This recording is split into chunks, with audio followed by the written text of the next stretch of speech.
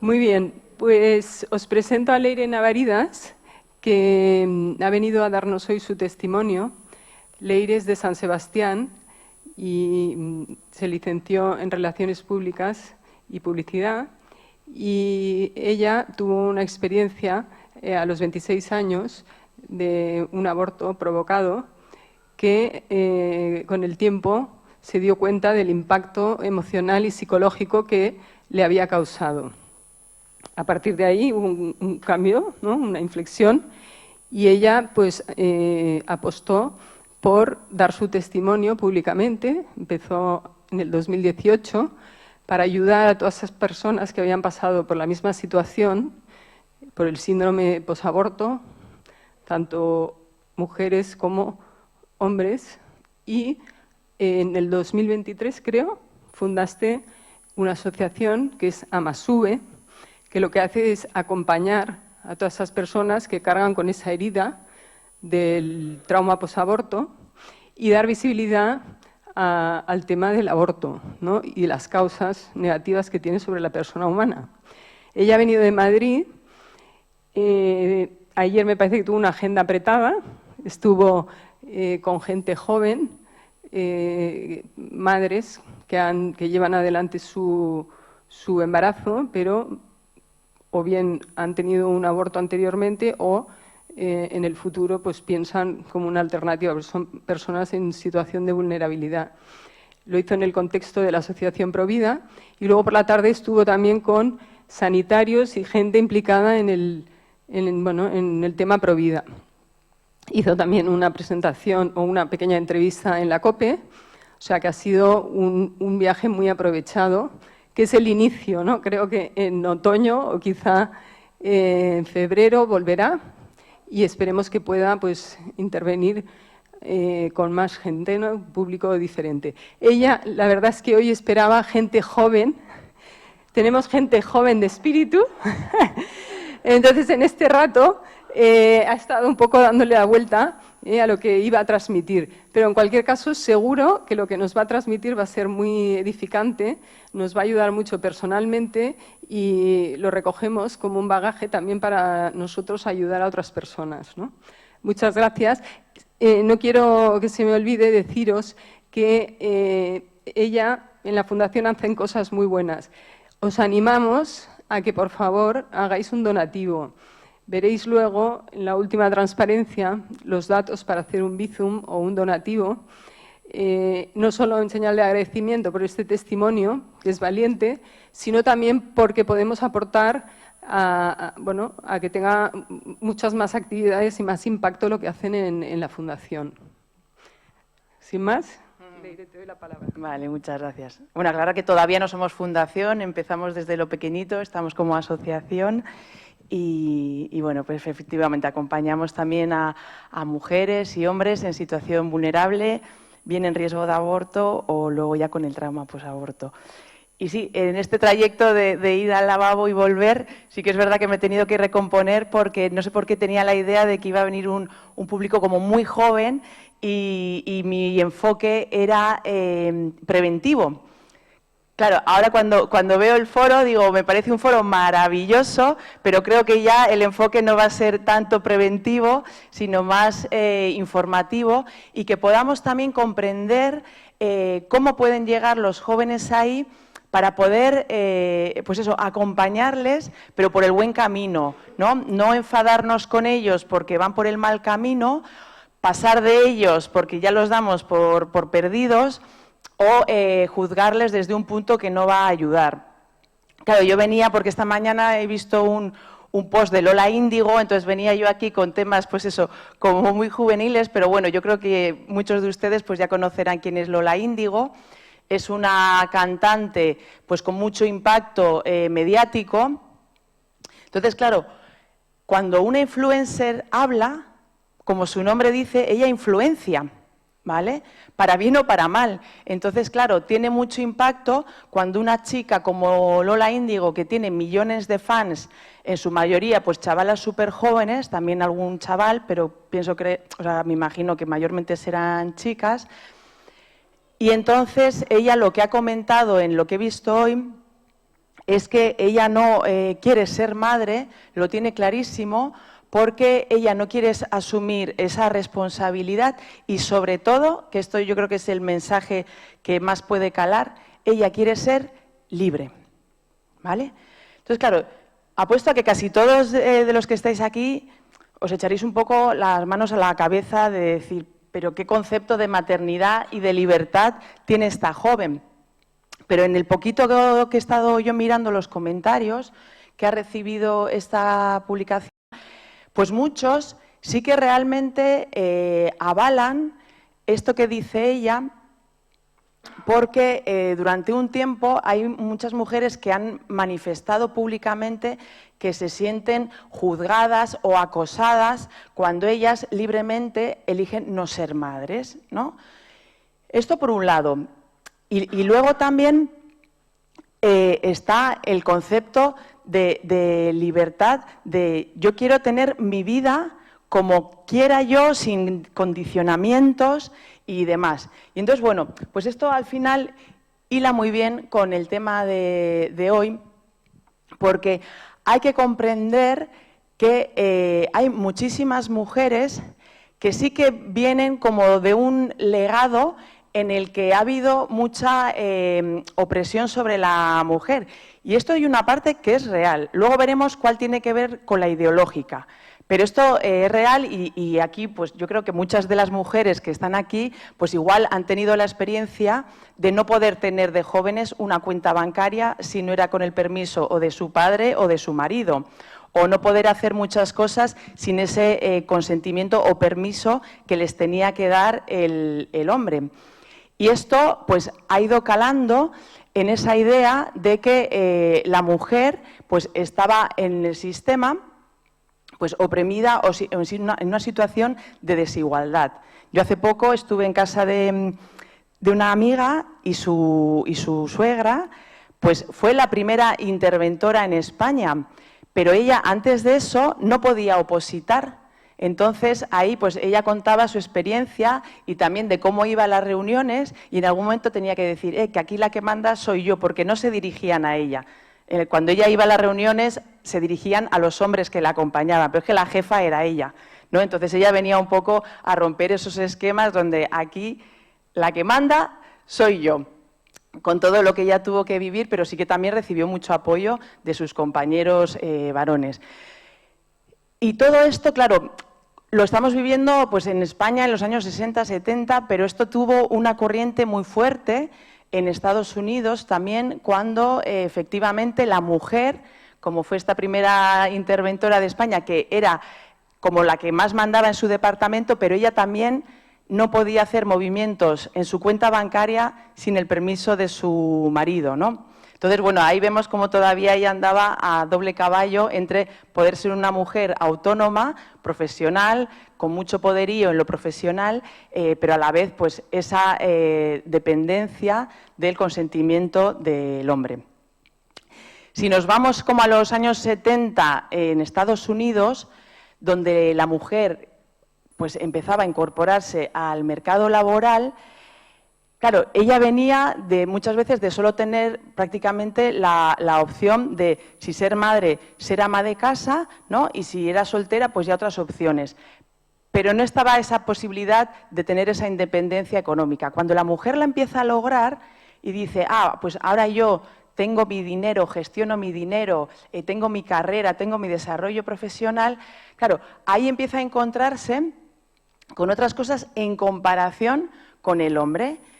Y ahí es cuando la mujer, por su diseño y por su naturaleza, ve que la mayor diferencia, pero que no lo va a ver como una diferencia bonita, complementaria, sino como una diferencia opresora, es la del embarazo, la de la maternidad. Porque el hombre va a poder tener una vida sexual sana o no, ¿vale? Va a poder tener una vida sexual súper desordenada, incluso abusiva, y no se va a ver el reflejo de esa consecuencia, para empezar, en su cuerpo. Pero esto sí le pasaba a la mujer.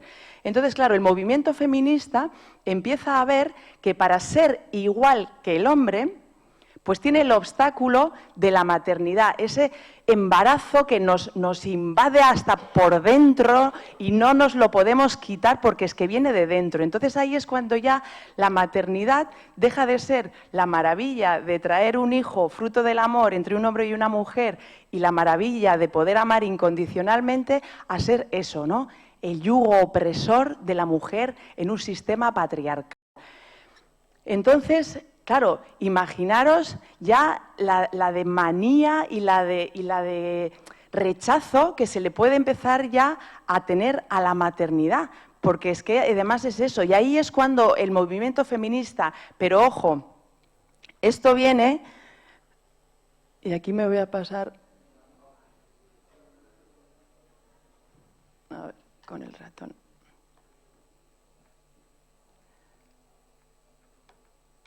Vale, esto hay que tenerlo muy claro, ¿vale? O sea, el movimiento feminista, digamos, fue como el portavoz, pero por debajo había industrias que facturan millones promoviendo esta ideología, ¿vale? Porque cuando una mujer dice o se cree, ¿no?, que el sexo no tiene nada que ver con el amor, ¿vale?, que yo puedo disfrutar de mi cuerpo como a mí me dé la gana, como lo ha hecho siempre el hombre, sin dar explicaciones, de aquí picaflor, de aquí para allá, dice, pues el hombre, si yo me creo que no ama y la única relación posible que me queda con el hombre es la sexual, pues claro, ¿ahí qué va a pasar? Dices, si solo existe el sexo, ahí es cuando la anticoncepción le dice a la mujer. Toda esta ideología viene amparada por una industria, porque viene la industria de la anticoncepción a decir, efectivamente, mujer, usted va a poder tener el sexo que le dé la gana, con quien le dé la gana, como le dé la gana, usted libérese, ¿vale? Es decir, déjese abusar por todos los hombres que pasan de las mujeres, pero no lo dicen así, sino dice libérese, sea dueña y señora de su cuerpo y póngalo en manos de quien le dé la gana sin dar ninguna explicación, no tiene por qué estar casada ni emparejada, haga libremente lo que quiera. ¿Qué estamos nosotros aquí con la pastilla, con el parche o con lo que sea para encargarnos de que esa cosa tan molesta que es un embarazo, cuando te has acostado con un hombre que prácticamente ni conoces o no lo quieres en tu vida, no te preocupes, que nosotros nos ocupamos de que esto no aboque en embarazo? Y claro, entonces de repente dice la mujer, pues genial, genial, ya, bueno, cuando hablo de la mujer, hablo de ese tipo de mujer, ¿vale? No representa a la mujer como tal.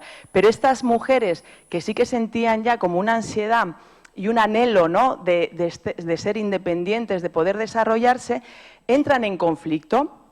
No hay un desarrollo sano posible, porque si la relación con el hombre, al final, porque el hombre no ama, porque todas conocemos los hombres, ¿no?, que hacen lo que quieren, y todos los estereotipos y prejuicios que se ponen sobre el hombre como si el hombre y maltratador fueran sinónimos. Y esto hoy día también se trata así. Incluso los niños, ¿no? Los niños son unos maltratadores en potencia, o ahora son niños, pero cuando sean adultos serán maltratadores. Entonces, no estamos hablando de feminismo, sino estamos hablando de una guerra de género, ¿vale?, donde las mujeres piensan muy mal de los hombres y los hombres piensan muy mal de las mujeres. Los hombres, si quieren divertirse, se van con los colegas al club, y las mujeres, si quieren dejar de aguantar a los hombres, se juntan con las amigas para ya poder expresarse emocionalmente de lo insoportables que son los maridos, ¿no? Entonces, ahí se ve cómo realmente empieza a haber una relación disfuncional entre el hombre y la mujer. Y ahí es donde el amor desaparece, porque te lo dicen además, en mi juventud todavía había películas de amor. De hecho, pues yo Gris de joven me la he visto millones de veces, y antes de Gris de pequeña me encantaba La Bella y la Bestia, o sea, me encantaba esa película. Pero claro, luego ya de adolescente te van diciendo, eso son cosas de película. O sea, en la realidad, mira a tu padre, mira a tu entorno. Y además mis amigas eran, yo creo que todas, de padres divorciados. Es decir, yo no conocía o no tenía relación con los padres de mis amigas. Sí tenía relación con las madres de mis amigas. Entonces, ¿qué ves? Pues son mujeres solas, muchas ya están súper resentidas y amargadas, hablan mal del hombre y, claro, yo miraba alrededor y yo no veía lo que buscaba en las películas o lo que me apasionaba en las películas, ni lo veía en casa ni lo veía en mi entorno. Entonces, claro, ¿cuán fácil puede calar esos mensajes que al final llevan a la desintegración de una niña, ¿no? Una niña que viene súper integrada, con sus ilusiones, con sus anhelos, con su clara visión de que la vida es maravillosa, porque todos los niños vienen con la idea clarísima de que la vida es maravillosa, que merece la pena vivirla. De hecho, dormir es aburrido, van a estar que se caen de sueño y dicen, no tengo sueño porque yo lo que quiero es vivir, ¿no? Pero claro, si ya ha habido un montón de mensajes que dicen, pues eso, no hay una relación afectiva, yo no tengo un padre que me adore, y mira que como niña he hecho un montón de cosas para buscar ya no su aprobación, sino sentirme súper querida, pero nunca era suficiente para que el padre se fije en ti, para que el padre sea ese primer hombre que se enamora de ti y tú como niña tienes la experiencia de yo ya sé lo que es que un hombre se enamore de mí, porque lo estoy viviendo con mi padre, que me adora, y da igual que esté despeinada, en pijama, que grite, que llore, que se lo haga difícil, porque mi padre me muestra que me adora, y además tengo el ejemplo de cómo mi padre adora a mi madre y mi madre adora a mi padre, y yo cuando veo eso, que coincide con lo que veo en las películas, entonces sí tengo claro que yo de mayor quiero un novio. Y esto además sí que hay jóvenes que han tenido la suerte de vivirlo en casa y tienen clarísimo, yo de mayor quiero un novio que mire a mi madre como lo hace mi padre con mi madre. Y yo quiero ser como mi madre, que disfruta muchísimo de cómo su marido le ama y disfruta muchísimo de ser nuestra madre. ¿Vale? Entonces, no es lo mismo tener un registro de que mi madre disfruta muchísimo siendo madre, dentro de que en algún momento nos va a meter gritos, nos va a tirar igual hasta una zapatilla a los pies o lo que sea, pero ella lo que domina es que nos ama.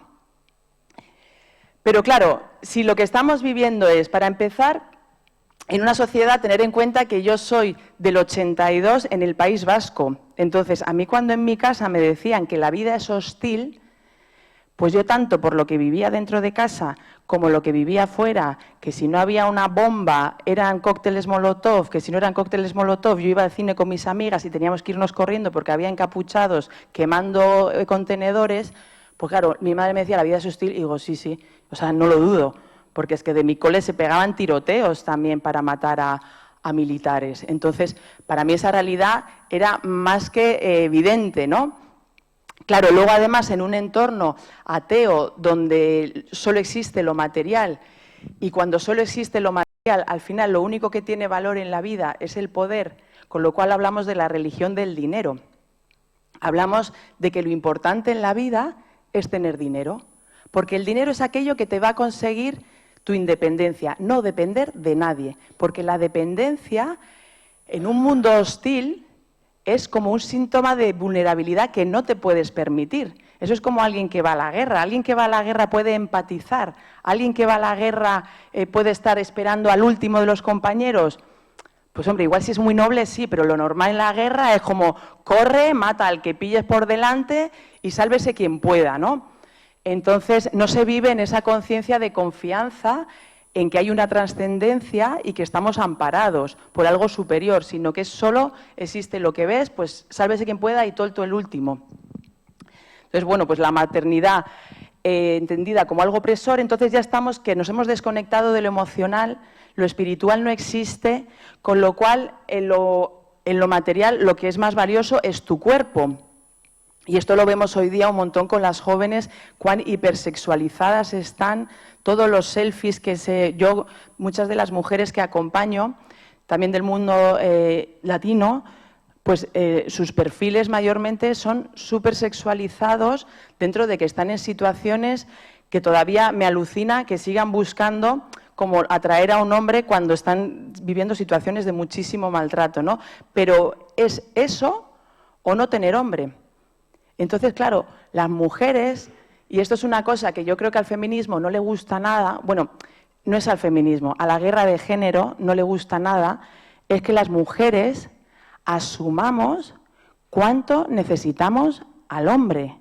Todo, porque si al final la vida se sostiene de una relación de amor entre un hombre y una mujer, ¿Cómo no vamos a necesitar al hombre? Completamente, porque el hombre es lo que nos completa a las mujeres en esa unidad vital que crea vida.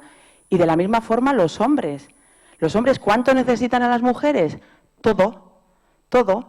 Pero claro, si desde pequeños les han dicho, niño, no llores, ¿sabes? No expreses tus emociones, tienes que ser duro y un montón de cosas que al final ya no le dejan expresar esos sentimientos, donde también le tienen que decir a la mujer, es que yo te necesito, quiéreme porque si no me siento vacío, sino que tienen que ser duros y emocionalmente no pueden depender porque si no, pues no serían hombres, ¿no? Y serían un poco débiles o mariquitas. Claro, ahora, bueno, no me voy a meter en la ideología de género porque ya nos daría para otra conferencia, pero ¿cuánto hace que al final en lo esencial, que es en esa integridad, haya separación sexual, es decir, como si los hombres no tuvieran corazón? Yo esto me lo he creído hasta los 30 años y le ha costado mucho a mi psicoterapeuta convencerme de que el hombre ama. O sea, ha sido, vamos, o sea, muy tenaz. Y me ha convencido finalmente porque él es un hombre que ama, no por todos los discursos, porque en mi experiencia yo le voy a decir, ¿qué me estás contando? Mira, te voy a contar mi vida y dime tú dónde el hombre ama. Y le empiezo a contar de uno y de otro, y este me hizo no sé cuántos, y este me hizo no sé cuántos. Es como, ¿dónde ama el hombre? Y ahí es donde él me explicaba, Leire, eso es un hombre en su versión enferma, pero el anhelo de un hombre es como el de una mujer, el de una niña, el de un niño. ¿Qué quiere un niño? Pues yo ahora tengo la suerte de tener un niño de 7 años y veo claramente cómo la integridad del ser humano, ese cuerpo, ese corazón, esa mente idealista y ese espíritu, no tiene sexo. Y luego lo que sí que tiene sexo es lo que hace que nos queramos complementar. Bueno, pues con todo esto, las industrias, a través de cine, y esto se ve muy bien, muchos habréis visto la película de El grito silencioso, Roe versus Wade, y si no la habéis visto os la recomiendo, porque ahí se ve muy bien en esa película cómo son 3 hombres, 2, el único interés que tienen es en poder, en hacer dinero, pero cogen a la líder del feminismo entonces y le dicen, ¿vosotras no queréis ser libres? ¿Vosotras no queréis que no tener, o sea, tener la opción de elegir si ser madres o no? Pues entonces, como los anticonceptivos ya hemos visto, porque ya llevaban una década anticonceptivos y se veía que fallaban, pero esto la industria ni lo informa ni lo admite, siempre va a ser la mujer que los ha utilizado mal o se los ha puesto mal o no, siempre se va a culpabilizar a la mujer, la industria no va a reconocer, os estamos engañando porque no tenemos la capacidad de separar lo que viene unido por naturaleza, que es sexo y reproducción. Pues entonces, claro, tenía que venir la industria del aborto al rescate. Y entonces le dijeron a la líder feminista, pero ¿cómo vamos a presentar esto en una sociedad estadounidense donde hacía poco el aborto se había entendido como un asesinato? ¿Qué es lo que es realmente? O sea, si vamos al objetivo, eso es lo que es. Pues mirar qué ingenioso, cómo se puede llegar a cambiar la mentalidad casi a un nivel mundial, que es a lo que hemos llegado hoy, de entender que un asesinato es un derecho de la mujer. Entonces, lo que hicieron es sacar el tema del bebé en sí mismo, ¿vale? Y eso dejarlo al margen, es decir, de esto no vamos a debatir. Vamos a debatir sobre el derecho de la mujer a ser libre, a elegir en libertad si quiere ser madre o no.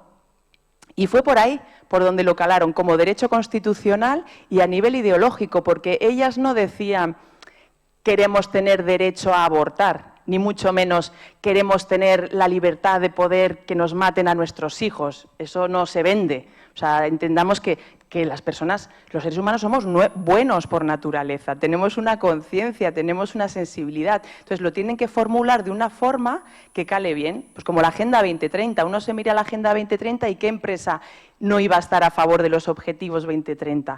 Luego ya cuando empiezas a excavar un poco dices tú, tela marinera lo que se está moviendo aquí, pero lo bien que venden.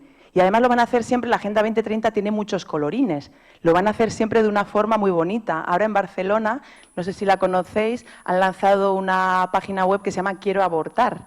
Pues es súper bonita. O sea, yo entro ahí y digo, ay, me siento bien, qué sitio me da confianza, ¿vale? Y mira lo que están promoviendo.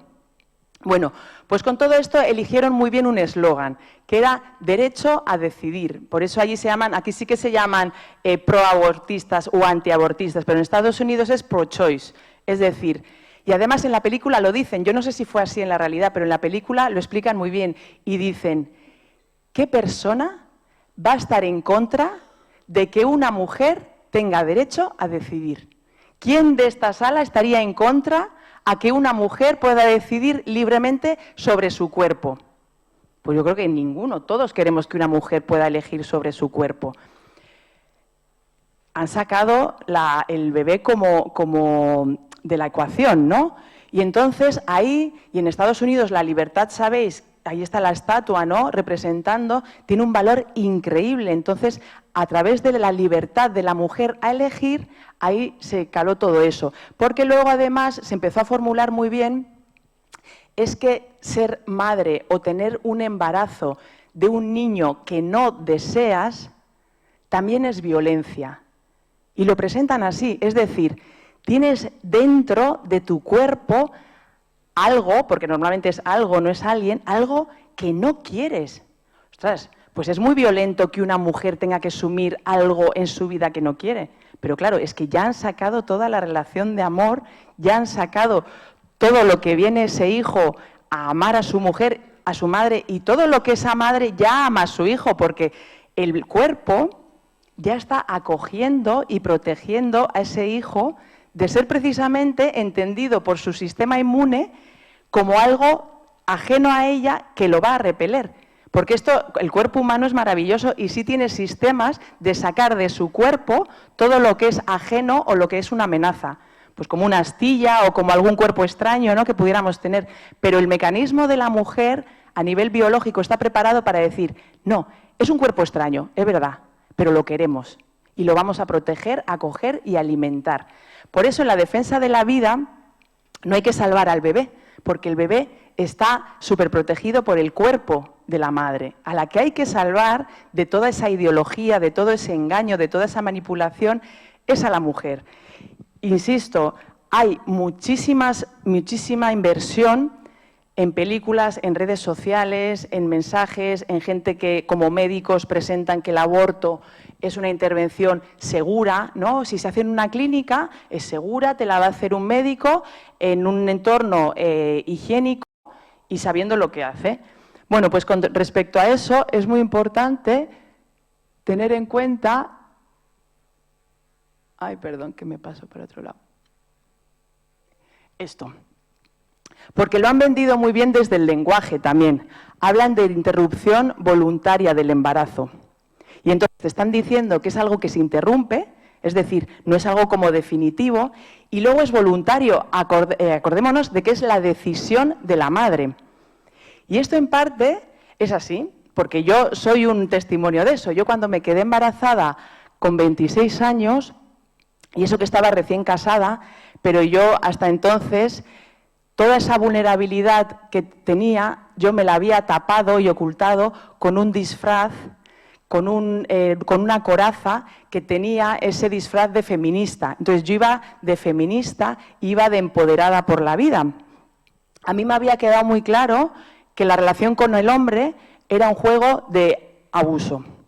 Con lo cual, si la relación con el hombre es una relación de abuso y yo no quiero ser abusada, pues me va a tocar abusar. Y cuando descubrí que yo con mi sexualidad tenía el poder de enganchar a hombres, incluso así, creerme que yo tenía un valor, porque yo no era consciente del valor que tenía, porque nadie me lo había transmitido y porque yo no sabía, pero sí que sabía que yo tenía el poder de atraer y luego con la sexualidad incluso de enganchar, aunque dentro de eso... Dentro de mí lo que había era una niña que estaba buscando, por favor, amor de hombre. Pero claro, imaginaros yo en mi disfraz y en mi ideología si yo podía llegar a entender que dentro de esa promiscuidad tan destructiva lo que había era una niña desesperada por sentir amor de hombre. Pero claro, lo buscas por un lado donde no lo vas a encontrar nunca, porque un hombre que se acuesta con una mujer en una noche, pues no está buscando en un principio el amor de su vida. Bueno, pues con todo esto, recién casada, y yo le decía a mis amigas, me caso por papeles, porque era extranjero y nos veníamos a vivir a España. Entonces, no se fueran a creer mis amigas, ¿vale?, que yo me casaba por romanticismo o por ñoñerías de esas, ¿vale? Yo no era ese tipo de mujer. Esas eran para las ñoñas que están oprimidas o sometidas al hombre. Yo no, yo estaba como por encima de todo eso. Dentro de que yo tenía ilusión de que esa relación funcionara, porque yo no quería volver a lo anterior. Bueno, pues con todo eso, cuando yo me entero que estoy embarazada, lo vivo como un auténtico marrón, porque para mí efectivamente la maternidad es eso que no te va a dejar desarrollarte como mujer, que no te va a dejar ser libre, eso que está comunicando Lola Índigo. Ella está en su carrera, en su fama, en su poderío, y dice, carajo, yo con un bombo metida en casa, ¿no? O sea, con todo el poderío que estoy teniendo yo yendo a mi bola, completamente a mi bola. Pues esa era mi idea. Con lo cual, pues llamé, yo estaba en el extranjero y por Skype, pues de todas mis amigas, porque mi familia no era un sitio donde buscar refugio, llamé a la amiga que estaba relacionada con un ginecólogo que yo sabía que en su clínica practicaba abortos. Entonces ella, con todo su cariño, ¿vale?, porque es que yo sé que esa amiga no quería que yo me fuera al garete, me dijo, no te preocupes, vamos ahí y esto se arregla. Y es que te lo crees, porque además un médico que yo conozco en confianza, y cuando fui a casa y se lo conté, mi madre me dijo, claro que sí, hija, yo no te voy a dejar sola con este marrón, yo te acompaño y te lo pago para que te quiten el marrón, ¿no? Eso es lo que es la maternidad, un marrón. En ese momento, en la ley de los supuestos, pues simplemente confirmar que si yo seguía adelante iba a tener problemas de salud, pues ya se legalizaba. Ahí no te hacen un peritaje, ni siquiera se molestan en hacer un informe para inventarse, pues es que se va a tirar por una ventana cuando vean nacer a su hijo. Nada, nada, era simplemente firmar, pagar y punto. Y yo fui, pues como quien se va a hacer las ingles, que no te apetece, sabes que puede doler, que es incómodo, pero una vez lo haces dices, ya está, objetivo cumplido, pa'lante. Y así, pa'lante. Pero bueno, hay que saber pa'lante, ¿no? Habéis visto ese muñequito totalmente desconectado y demás. Pues pa'lante, pero muerta en vida. Al año siguiente me volví a quedar embarazada y lo volví a vivir como un marrón. Pero claro, yo en mi soledad y en mi abandono me hacía muchas teorías para entender la vida. Y una de las teorías que tenía es que las mujeres venimos al mundo, o sea, en esa coraza y traje de feminista, ¿no? Pues tenemos aquí un machete, tenemos aquí unos petardos y también tenemos un cartucho para abortar. Y yo el mío ya me lo había gastado. Y entonces, para mí, sí que estaba en un conflicto, porque en el anterior no fue un conflicto. Es como, yo aborto, esto es un derecho, está claro, es inocuo, pa'lante. Pero en este sí, porque en esa teoría yo sí que tenía la idea de que un segundo aborto me podía destrozar el aparato reproductor. Y antes de que me empezaran a meter tanta porquería en el concepto de hombre y de maternidad, yo de pequeña tenía muchísima ilusión de ser madre y además yo lo contaba que quería ser madre de un equipo de básquet, o sea que yo hablaba mínimo de 5 hijos, pero ahí era cuando me decían, ignorante, qué ilusa, no tienes ni idea de lo que estás hablando, si el hombre pasa de las mujeres vas a estar sola, o sea, es decir, pues eso, ¿no? O sea, con la maternidad entendida como una condena. Pero con todo esto y ese conflicto donde sí que estás ahí, ¿qué hago? No me quiero destrozar el aparato reproductor, pero claramente no es mi momento, yo no quiero ser madre, porque es que te crees que cuando estás embarazada puedes todavía elegir si ser madre o no. Y esto hoy día se entiende así. Es como, ¿quieres ser madre? Como, pero si está embarazada, ¿cómo va a elegir ser madre o no? Si ya se le puede preguntar quién es el padre, eso es porque hay un padre y hay una madre. Y esto se lo digo yo así a las embarazadas. Digo, lo que vas a poder elegir tú ahora es si ser madre de un hijo vivo o un hijo muerto. Esa es la capacidad de decisión que tienes tú ahora. Yo como madre de hijos muertos no te lo recomiendo. Y como madre de un hijo vivo, te digo que eso es lo mejor que te puede pasar en la vida. Pero claro, yo no todavía, nadie me estaba hablando así hasta que fui a mi psicoterapeuta con el que había empezado. Y no porque yo fuera consciente del desastre de vida y de ruina de vida que tenía, sino porque yo llevaba teniendo vértigos desde la selectividad. Y en algún momento entendí que tenía un componente psicológico. Y entonces empecé terapia con este hombre. Y cuando yo le llamé toda histérica por teléfono, porque él ya me había dado su móvil personal, me dijo, me dio la enhorabuena. Y decía, este señor, digo, no se entera de nada. Y yo creo que él pensó, esta no se entera de nada. Y entonces me dijo, mira, si puede ser 20, si es posible con tu marido, y lo vemos. Bueno, pues en esa consulta pasaron 2 cosas súper importantes en mi vida. La primera, que es bastante patética, pero es así, que con 27 años, dentro de que yo había ido a la universidad, máster, había viajado por los continentes del mundo, sabía idiomas, pues me tuvieron que explicar que cuando estás embarazada tienes a tu hijo dentro. Me lo tuvieron que explicar con 27 años. Claro, una vez te explican esto, toda esa idea del amasijo de células, que es con la que muchas vamos a abortar, pues ya se me desmontó completamente. Yo dije, ostras, que llevo a mi hijo dentro. Y luego ya lo que fue como un súper revulsivo fue cuando, mirándome a los ojos, me dijo, Leire, deja de destruir y ponte a construir. Y ¡guau! Para mí esa frase fue como ¡pum! Un impacto increíble donde pude entender toda mi trayectoria vital, porque aquí la he resumido mucho, pero bueno, había drogas, promiscuidad, o sea, todo este rollo del sexo, drogas y rock and roll, pero todo eso vivido en una oscuridad máxima, porque yo cuando miraba mi pasado, todo estaba en blanco y negro.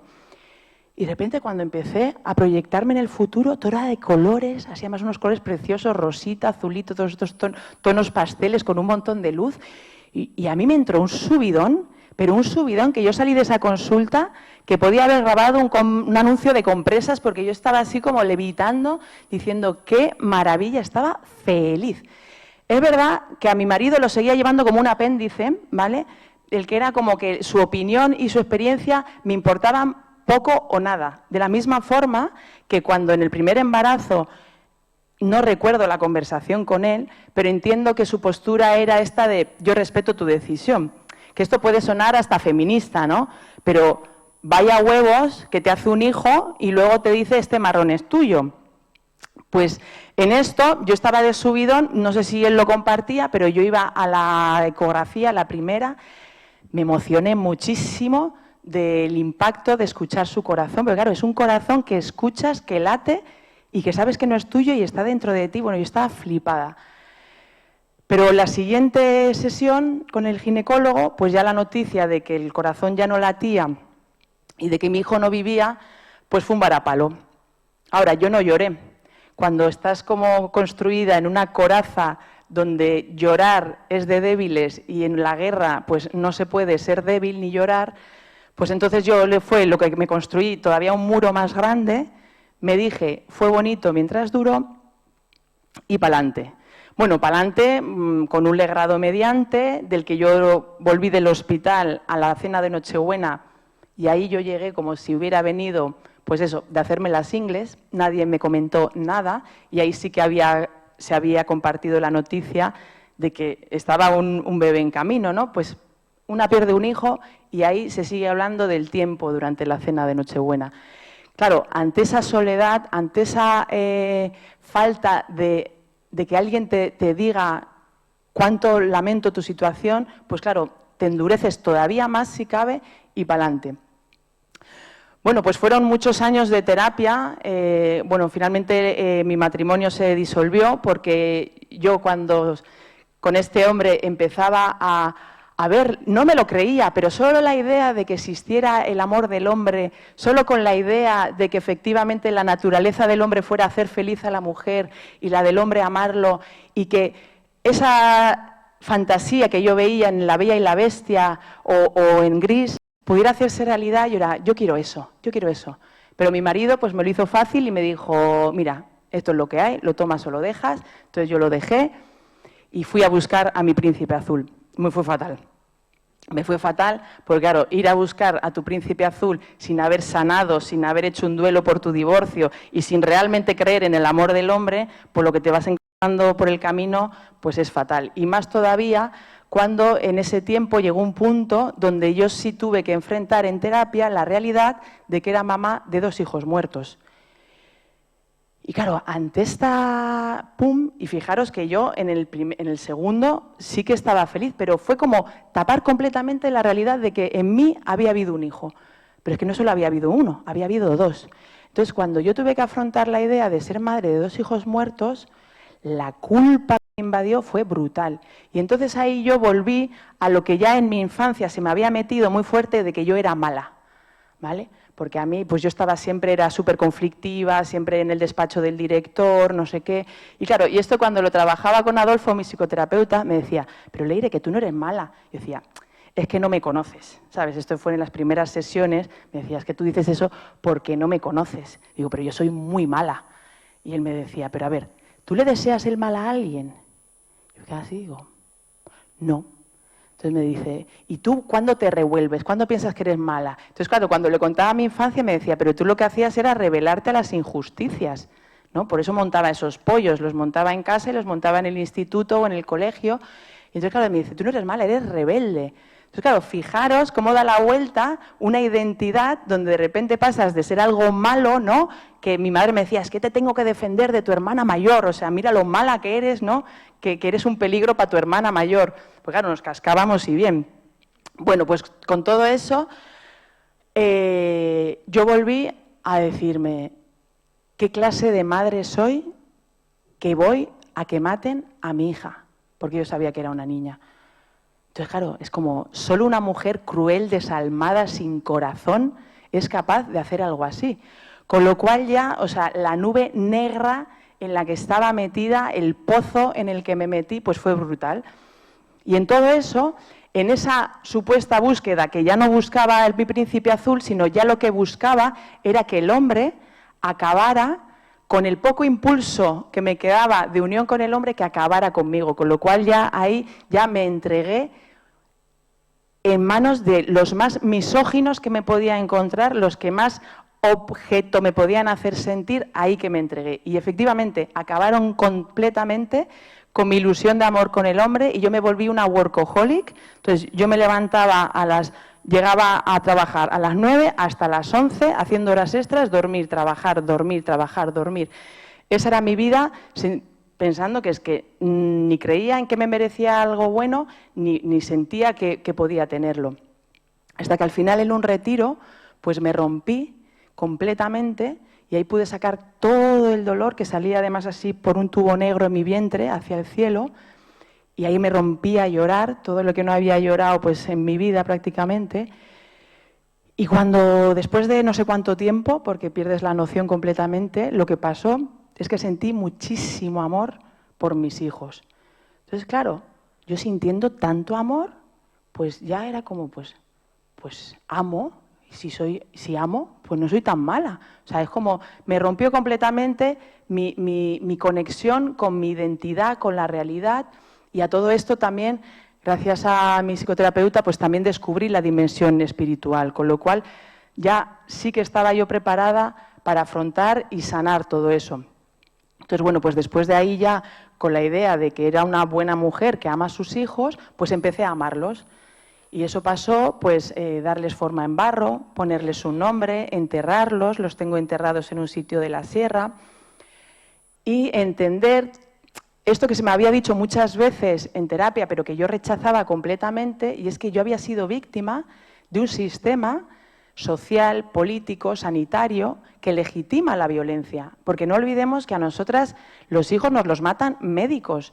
Es que no son terroristas que nos secuestran y nos matan al hijo, no. Son médicos con su bata blanca, colegiados, ¿no? Con su DNI de médico, totalmente en la legalidad, pagando sus impuestos, que están ejerciendo esa intervención violenta del embarazo. Con lo cual, claro, digo, y es que los políticos, por entonces no, pero ahora todavía peor, ¿no? Porque es como a la niña se le da ese derecho a que se lo puedan hacer, eso sí, tiene que ser en una clínica, no vaya a ser en el sótano de un hotel, ¿vale? Tiene que ser en la clínica y tiene que ser, si es posible, en la sanidad pública, porque lo otro también, qué mal, qué mal, qué mal. Y no entienden que un médico solo realiza intervenciones violentas mayormente por dinero, ¿vale? O por querer asentarse en su sillón de médico, pero no lo hace porque él ha estudiado medicina para hacer IBES. Bueno, pues con todo esto ya me fui dando una oportunidad, entonces yo cada año iba a ese sitio a honrar a mis hijos y poco a poco pues la nube negra se iba desvaneciendo hasta tal punto que me volví a abrir a la vida, a la luz, al amor, me enamoré de un hombre maravilloso que sí que ama a la mujer Y pues al poco me hizo el mayor regalo que me podía hacer, que era pues mi tercer hijo, este sí nacido, y este sí que vino a mostrarme pues un montón de lecciones, ¿no? Entre ellas, pues que el perdón existe, que tenemos todo el derecho del mundo a perdonarnos, de que, por supuesto, Dios perdona, porque si no hay muchas mujeres que tienen un concepto de Dios muy equivocado. Y un caso como el mío, donde has ido a abortar y luego has perdido un hijo, pues muchas lo entienden como que ese hijo es un castigo de Dios. Y cuando pierden un segundo, Dios me sigue castigando porque he sido mala, porque yo maté a mi primer hijo. Y se lo cuentan así, con lo cual todo el castigo que reciban, que no es castigo, es que en la IVE te han destrozado el útero. Por eso pierdes a los hijos. No es Dios castigando, Dios no castiga. Al contrario, Dios está ahí viendo cómo poder rescatarte de toda esa violencia y soledad en la que estás metida. Con lo cual, pues disfruté muchísimo de todo el proceso de embarazo, del parto, de todo. Pues hoy mi hijo tiene 7 años, sigo completamente entregada a flipar con lo que siento por él. Ese amor incondicional es maravilloso. Me parece un auténtico regalo. Y en el 2018, cuando lo llevaba en una mochilita, y yo feliz, porque yo iba feliz con él a todas partes, pues fui a la manifestación del 8M. Además, esa fue súper multitudinaria en Madrid. Y claro, ¿qué me encontré? Porque yo sí que veía que todavía había cosas, todavía no había empezado toda la movida woke y demás, porque ahora ya no voy a esas manifestaciones, no me representan en absoluto, pero en el 2018 yo sí que veía que todavía había muchas cosas que había que luchar con respecto a la igualdad de oportunidades. Yo no quiero ser igual que el hombre, ni falta que me hace, ni quiero que el hombre sea igual que una mujer. Me encantan los hombres siendo hombres y las mujeres siendo mujeres. El caso es que, claro, ¿qué me encontré en esa manifestación? Pues todas las reclamas del derecho al aborto. Y claro, yo ahí no las juzgué. ¿Cómo las iba a juzgar? Si yo misma hacía unos años podía haber sido una de ellas, ¿no? Sujetando un cartel de esos. Pero sí que me dio mucha lástima que no entendieran, que no conocieran o que no reconocieran más bien toda la violencia y todo el destrozo que supone el aborto para la mujer. Y casi todavía me movilizaba más que no entendieran lo maravilloso que era ser madre, por favor. O sea, yo pasaba las noches en vela porque yo me quedaba mirando a mi hijo y bueno, yo ya he contado que me he drogado, ¿no? Yo he probado prácticamente todas las drogas que existen. O sea, yo lo que siento mirando a mi hijo, o sea, no lo supera ningún estupefaciente que me haya tomado en mi vida porque es que me hace sentir súper plena, súper vida y luego además pues no tiene ningún efecto nocivo para la salud, porque yo de mi instituto sí tengo amigos que lamentablemente han muerto por este consumo que hacíamos de drogas, que no es tontería, pero claro, de alguna forma yo entiendo que estos jóvenes que éramos nosotros en un Euskadi súper violento, donde había mogollón de violencia, quien tenía la suerte de tener amor en casa, fenomenal, pero si no tenías amor ni en casa y fuera violencia, pues claro, ¿cómo no nos íbamos a drogar? O sea, si es que ese vacío, si es que ese dolor lo teníamos que tapar como podíamos y las drogas nos las ponían en bandeja porque la propia policía nos las servía para que no nos metiéramos en la cale borroca. O sea, que con lo cual también hay que ver ahí el sistema, cómo ve, mira, pues a estos jóvenes los drogamos y así no se ponen violentos. Pues esas son las consecuencias de mi generación. Bueno, pues con todo esto, después de estar en esa manifestación, pues dije, yo tengo que hablar. Yo tengo que hablar para explicarles que el aborto es lo peor por lo que puede pasar a una mujer y explicarles que tener un bebé es el subidón de la vida, lo más maravilloso que nos puede pasar a las mujeres, ¿no? Esto porque todavía tenía yo problemas con sentir el superenamoramiento con el hombre, con lo cual todavía la realización no estaba tan plena en relación con el hombre, pero para mí con el bebé es que era súper fácil sentirlo así. Y entonces grabé un testimonio. Se subió a YouTube de la mano de Fundación Red Madre y empecé a recibir un montón de contactos de mujeres que me compartían también su experiencia de aborto. Y entonces, claro, pues yo lo que empecé, pues primero las atendía una a una, pero luego ya cuando llevaba unas cuantas, yo dije, es que hay un elemento común en todas, y me da igual su país, porque me llaman de todas partes, su condición social, su nivel de estudios, me da igual. Lo que hay en todas es una soledad súper profunda. Entonces creé el proyecto Unión Posaborto para que hubiera ahí una comunidad y entonces nos reuníamos digitalmente porque las madres estaban por todas partes del mundo. También se incluyó un padre, de hecho está aquí en Barcelona, que esperaba verle, pero pues no ha venido, que también me contactó totalmente destrozado porque esperaba nacer a su hija, o sea, esperaba ver nacer a su hija y criarla y disfrutar con ella, pero pues la madre en el primer trimestre, sin previo aviso, le dijo mañana, bueno, con este aviso tan corto de mañana aborto, ¿no? Y él se quedó completamente destrozado y es parte del proyecto que tenemos Más Papás. Y con todo esto, pues también empezó a haber mucha demanda de compartir mi testimonio en colegios, prensa, demás, y bueno, hasta tal punto que ya, porque iba compaginándomelo, pidiendo vacaciones y demás, y ya a finales del 2023, pues creé Amasube y ya dejé mi puesto de trabajo para estar totalmente disponible a esta labor que es tan necesaria y que tanta demanda hay, porque es que apenas hay recursos. O sea, la mujer realmente cuando aborta, como cree que es su decisión, que esto es lo más perverso de todo, dice, pues es que ahora, si lo estoy pasando mal, pues me jodo, porque ha sido mi decisión y esto es ahora el karma o el castigo o como sea que lo quiera vivir cada mujer. Entonces, hace falta mucha ayuda en el posaborto y muchísima visibilización, porque yo estoy convencida de que cuando nuestros testimonios de posaborto, de muchas mujeres que fuimos pensando que el aborto era una solución, porque hay otras muchísimas, de hecho, y la mayoría que yo acompaño, ninguna ha querido ni siquiera en ese momento abortar. Pero es que no le han dado otra opción. O el marido le decía ni de coña, ya con un cuarto no podemos, o era joven dependiente y su madre le decía te echo de casa como no abortes, o un montón de situaciones donde claramente van forzadas, hasta el punto de que también hay una que finalmente sí que ha tenido su bebé gracias a una intervención a tiempo, porque me llamó unas horas antes de que su novio la obligara a meterse en el coche para llevarla al abortorio. Entonces, esta es también la realidad de las mujeres que pasamos por un aborto. Y ya no sé qué más me quedaba por aquí.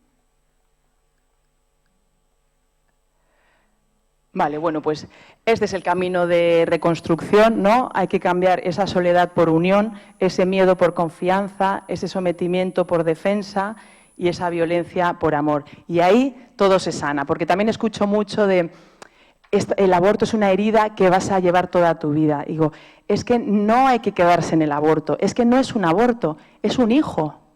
¿Un hijo muerto? Sí. ¿Un hijo muerto violentamente? Sí. ¿Eso es duro? Súper duro. Pero tienes un hijo, ámalo. No te quedes en un aborto, eso es una intervención violenta del embarazo, pero eso no tiene por qué marcar el resto de tu vida. Tienes un hijo, o 2 o 3 en el cielo, ámalos, pídeles, aprovecha. Entonces, haciendo o entendiendo, ¿no? Porque claro, uno puede salir hasta deprimido de aquí, ¿no? Diciendo, pues vaya, con todo lo que se está moviendo en redes sociales, con todo lo que siguen invirtiendo las industrias para seguir calando mensajes súper perversos, ¿no? Sumando eso, ahora también lo de la ideología de género. Pero la ventaja que tenemos nosotros es que no nos tenemos por qué quedar en el sistema social que efectivamente está hecho polvo, es una mierda, súper injusto y muy violento. Nosotros estamos en un nivel que es el de la vida. Si estamos conectados con la vida, para empezar tenemos un poder que es el espiritual, que ese no lo tiene la industria millonaria, ¿vale? Ellos no están conectados espiritualmente, con lo cual se pierden el mayor de los poderes que hay. Y luego, por encima de la sociedad, por muy oscura, contaminada y tóxica que está, pues está la vida y desde ahí pues hay mucho que amar, hay mucho que salvar y hay mucho poder también. Así que no hay que deprimirse, podemos ser optimistas porque al final el amor siempre triunfa. Y nada, bueno, pues con esto estoy como retratando un poco toda la labor que se ha ido realizando ya también en Amasube. Y si hay un momento ahora para, ¿no? No sé cómo voy de tiempo, sí, para preguntas y tal, muchas gracias.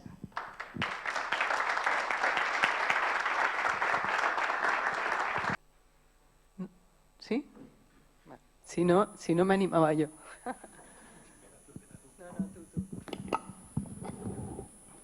Bueno, Leire, ya ves que por mi edad no tendría que estar aquí, ¿no? Sí, no, la tomes así. Tenéis mucho que hacer también. Y cuando venía digo, bueno, no sé qué voy a hacer allí, pero bueno, y te agradezco tu valentía y solo decirte que no me lo pensaba, pero que me ha emocionado tu testimonio y te lo quería decir. Gracias. Muchas gracias. Yo, Leire, creo que soy la mayor de aquí. Tengo 87 años, pero soy comadrona, he ejercido 40 años, he estado 20 años en Provida de voluntaria. Yo voy a explicar una experiencia que en mi profesión no olvidé en la vida. Has hablado del feminismo, que por cierto yo lo considero que es necesario, pero que está muy mal conceptuado. Pero te quiero explicar lo tristísimo que era para una mujer soltera quedarse embarazada. En la maternidad provincial yo era enfermera y después me hice comadrona y estuve 2 años en la maternidad, la que tenemos muy cerca de casa, aquí de Las Corts. Y hay un pabellón que se llama el Pabellón Rosa, que yo muchas veces me voy a pasear por la maternidad y me lo miro. Es el pabellón donde he vivido las experiencias más tristes de mi vida. Si una mujer en aquella época se quedaba embarazada, estaba estigmatizada para el resto de su vida. Se venían a refugiar cuando no se lo decían a nadie, estaban horrorizadas. Y se venían a refugiar hasta allá el 5º o 6º mes, cuando el vientre se desarrollaba. Estaban allí y las comadronas que estudiábamos, cada 2 meses mandaban allí 2 comadronas para que estuvieran con ellas. Había lo menos 50 o 60 mujeres, que venían de toda España. Se refugiarían en la maternidad en Madrid o la de Barcelona. Es la tristeza más grande que puedas imaginar. Por ejemplo, yo dije al director de la maternidad, que era entonces Deixeus padre, que no las hicieran ir a visitar al ambulatorio donde se visitaba a toda la gente. Primero, llevaban ya unas batas que eran como uniformes. Y al pasar por los pasillos, todo el mundo murmuraba, como si fueran las grandes pecadoras. Yo aquello me sulfuraba. Yo no podía con aquello.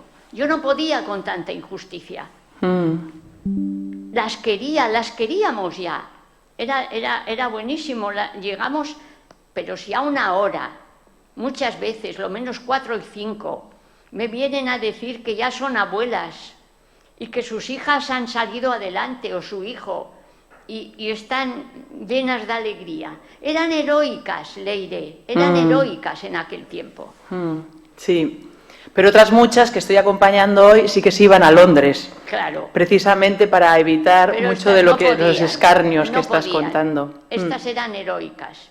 Y entonces, por lo menos, pocas lo daban, muy pocas lo daban a este niño. Claro. Casi todas se quedaban en la maternidad fregando suelos, que era enorme aquello, y después, cuando ya tenían ellos 3 años, los pasaban a los hogares Mundet, y donde allí crecían. Pero el drama de aquello de la mujer es de los más fuertes que yo he vivido. Pues muchas gracias y enhorabuena por haber estado ahí.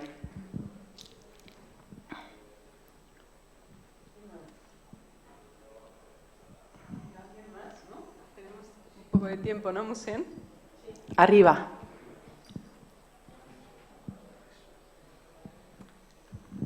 Sí, muchas gracias y enhorabuena también a la señora esta, que es parte de las cosas buenas que suceden en el mundo. Yo quería preguntarte qué papel tiene la formación religiosa, el conocer a Dios en todo esto y en la educación, porque claro, todo esto viene de antes. El movimiento, el poder de las influencias de los medios. Yo, aparte, bueno, entre paréntesis, vi lo que dijo esta artista, ¿cómo se llama? Que se me ha borrado el nombre. A Lola Índigo. Lola Índigo. Y lo que pensé es, ¿por qué no te callas? Si resulta que tienes todo en la vida, nadie te ha preguntado, sabiendo que hizo daño. O sea, esa intervención a ella le ha dado publicidad, en ese momento salió, que es lo que querría seguramente, pero ha hecho daño. Entonces, cuando no haces bien, más vale a veces no haber hablado. Pero, en fin, el problema es cultural, el problema es religioso, porque cuando hay principios, cuando hay valores, que la religión, por suerte, yo creo que nos da muchos valores, esto sería mucho mejor de analizar. Entonces, son caminos que ¿qué pasa en esta sociedad donde hemos rechazado, se rechaza mayoritariamente la publicidad, todos los valores? Claro, Gracias. Es que la industria de relaciones de amor no factura, ¿vale? Porque si nos vamos con nuestros hijos a pasear al parque, no consumimos. O sea, es decir, las relaciones de amor tienen un índice de consumo muy bajo. En cambio, cuando estás solo, deprimido, comenta usted que Lola Índigo lo tiene todo salvo el amor. Entonces, ella se podrá comprar una casa con piscina, toda la ropa del mundo, o sea, a nivel material lo podrá tener todo, pero le falta lo más importante, ¿no? Que es precisamente eso, el sentirse amada y saber que ella también tiene la capacidad de amar incluso a un hijo sin sentirse que ahí se le acaba la vida. Ella hay que entender que está como luchando ideológicamente, ¿no?, por defender supuestamente a todas esas chicas que quieren ir como ellas a su bola, pero porque hoy día realmente esa es al final, si se le puede llamar así, como la religión, ¿no?, el individualismo feroz, pero también eso es lo que están viviendo los jóvenes. Por ejemplo, yo tengo 3 hijos, pero mi hijo se está criando solo en casa, o sea, es decir, no está viviendo relación con sus hermanos y como él, la mayoría de su clase son hijos únicos. Con lo cual, mi hijo todos los días su ratito de pantallas lo tiene, porque si no a mí no me dan la vida para hacer muchas cosas. Y yo lo tengo muy limitado, pero se ve cuánto se abusa, ¿no?, de ponerle al hijo las pantallas para que no moleste, porque estamos agotados, que trabajamos un montón y todavía no nos da para pagar las facturas. O sea, vivimos realidades que no son fáciles y, claro, ahí el criar un hijo sí que se puede vivir pues con mucho agobio, ¿no? Y sobre todo es eso, es la falta de amor, esa conciencia de que todo ser humano viene a amar y a ser amado en el mundo. Y luego, claramente, no es lo mismo, y esto lo veo yo cuando acompaño a una mujer, no es lo mismo que ella sea creyente que no. Y aquí os voy a contar una historia muy bonita. Me llegó por una trabajadora social que con mucho miedo, pero todavía me sigue derivando mujeres embarazadas, una que estaba súper convencida para abortar, porque ella ya tenía 2 hijos, durante la infancia de estos hijos ella había estado en un negocio abandonando prácticamente a los hijos, había cerrado el negocio y en su plan era yo ya voy a dedicar mi día a día con mis hijos, además los voy a cambiar a un colegio privado y ya tenía todo un plan montado, ¿no?, en el que era pues como recuperar, ¿no?, o compensar a sus hijos de todo lo que les había fallado. Pero en esto vino este embarazo y le cayó pues eso, como una losa, decir, esto me rompe todos mis esquemas, todo mi plan y demás. Pero claro, sí que accedió a hablar conmigo. Y entonces yo le dije pues mucho de lo que habéis escuchado en esta charla. Y él ya me decía, una de las cosas que me decía, pero a mis hijos no les va a faltar de nada. Es decir, yo voy a abortar y así a mis otros 2 hijos no les va a faltar nada, porque ella sobre todo lo que vivía con el embarazo es que la llegada de este tercero les va a seguir quitando a mis otros 2 hijos. Y entonces yo le decía, ¿cómo te vas a sentir tú con la realidad de que en esa intervención te has sometido a que te maten al tercero?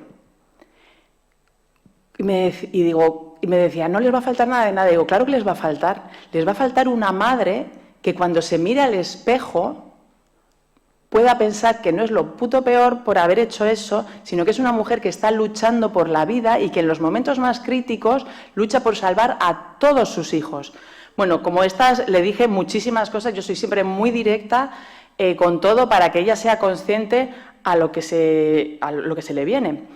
El caso es que, claro, después de la llamada, esto me lo contó ella luego más tarde, quedó totalmente trastornada, porque claro, de tener un plan perfecto, ¿no?, donde tú abortas y mantienes tu plan inicial, a de repente que te estén colocando, que te vas a someter a que te maten al hijo de forma violenta, que el trauma posaborto va a salir sí o sí, que se va a querer morir, que ya no va a poder mirar con alegría a sus hijos y todo lo que le suelto, pues ya que se quedó como ¡fua! Y entonces, ¿qué hizo ella? Le pidió a Dios una señal. ¿Y sabéis cuál fue lo que pasó? Al día siguiente, sus hijos de 7 y 8 años, que no sabían que estaba embarazada, le pidieron un hermanito. Entonces así ella se derrumbó y su hijo Guille pues ya tiene 2 meses de vida y está toda la familia feliz. Entonces ayuda muchísimo, muchísimo, porque yo no sé, sin esa señal, por mucho que yo le colocara la conciencia, si ella hubiera querido, a pesar de todo, mantener su plan o no. No se sabe, pero esa señal ya fue, claro, pues como todo lo que viene de arriba, perfecto, y la llevó pues ya a estar hoy con una familia súper integrada y, por supuesto, pensando, como en su momento no me puedo creer que pensara ir a abortar. Que esto también es una culpa que hay que trabajarla, porque aun habiendo nacido hay muchas que no se perdonan siquiera haberlo pensado. Muy bien, gracias, Leire. ¿Alguien más? ¿Por aquí? ¿María? Ah, perdón. Sí, sí. Ajá. Leire, como para completar tu testimonio, me gustaría saber, si no te importa, que tú dices que tenías ya una vida, o sea, que después que perdiste a tu segundo hijo, no lo perdiste, lo tienes en el cielo, pero que ya no estaba aquí.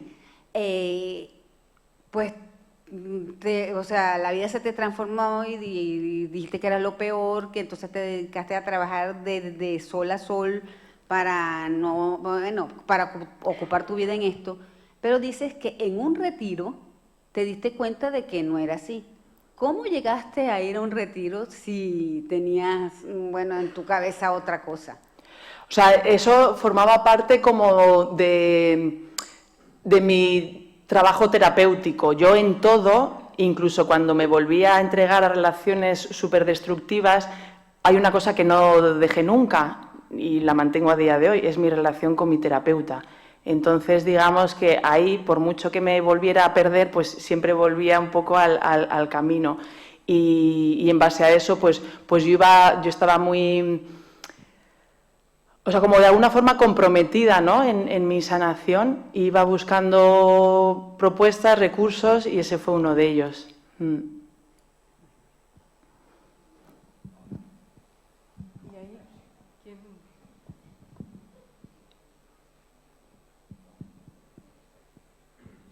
A ver, no, era hacer una aclaración.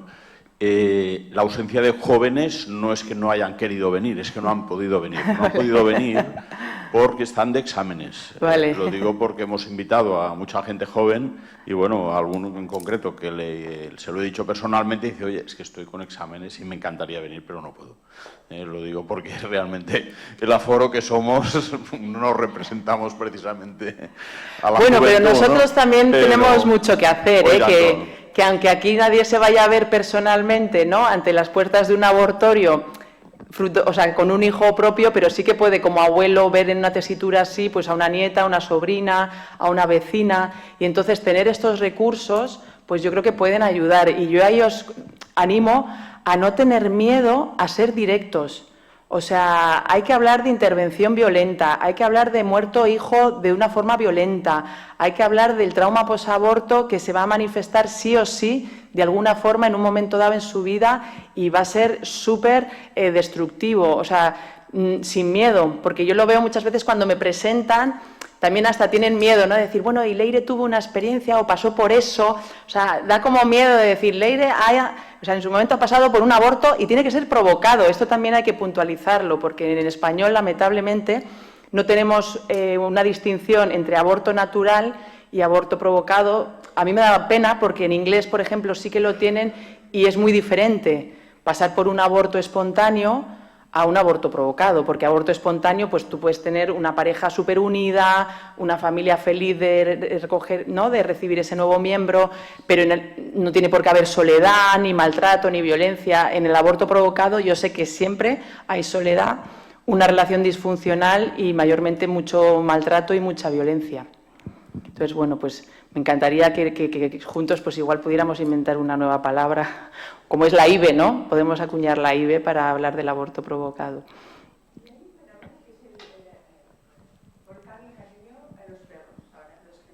Sí, por ejemplo, eso pasa en mi familia. Hay un nieto vivo y hay un montón de perros, gatos, pero a unos niveles que no os podéis ni imaginar. O sea, mi familia que se está extinguiendo, salvo yo tengo toda mi esperanza puesta en mi hijo, porque si no lo levanta él, se extingue. Entonces sí, efectivamente. Pero eso precisamente viene a confirmar esa idea de cuánto necesitamos, pero de una forma vital, amar y ser amados. Pero cuando ya has dado a la humanidad o al hombre o a la mujer por perdidos, pues claro, necesitas volcar tu amor en algo. Y una pareja que de repente tiene un perro, ¿no?, y lo cuida y lo pasea, pues también une. Y está bien, pero lastima que se pierdan lo otro, ¿no? Porque, claro, la plenitud no tiene color. Y yo soy súper animalista, de hecho soy vegetariana, adoro los animales, no tengo muchos porque mi novio es alérgico, con lo cual pues no hay opción A, pero maravillosos los animales. Ahora, no puedes sustituir un bebé por un perro, por mucho que lo portes o lo lleves en carro o le des biberón.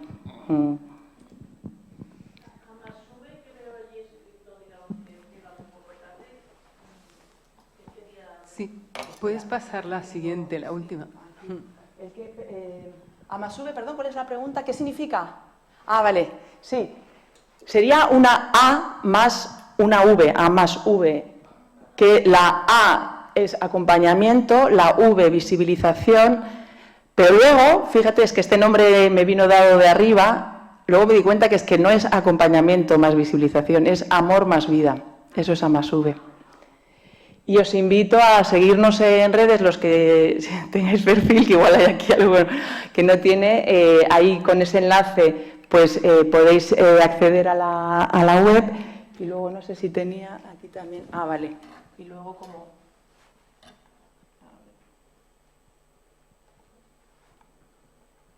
No, pues eso, también se os invita a contribuir un poco a la causa, porque no recibimos ningún tipo de financiación pública y pues nos sostenemos para toda la labor que hace falta en base a donaciones particulares. Así que si podéis hacer un ingreso o si tenéis efectivo, también hemos dejado ahí una cajita, os podéis llevar una pulsera y no sé si ya daríamos por concluida. Pues yo creo que ya está. Hemos llegado ya más o menos al tiempo. Genial. Te agradecemos muchísimo, nos ayuda muchísimo. Creo que vas a tener que volver a hablar a jóvenes y a nosotros, que repetiremos. Y nada más, yo creo que damos por concluida la sesión, el testimonio de Leire, y le damos un aplauso agradeciendo mucho su... Muchas gracias. Muchas gracias.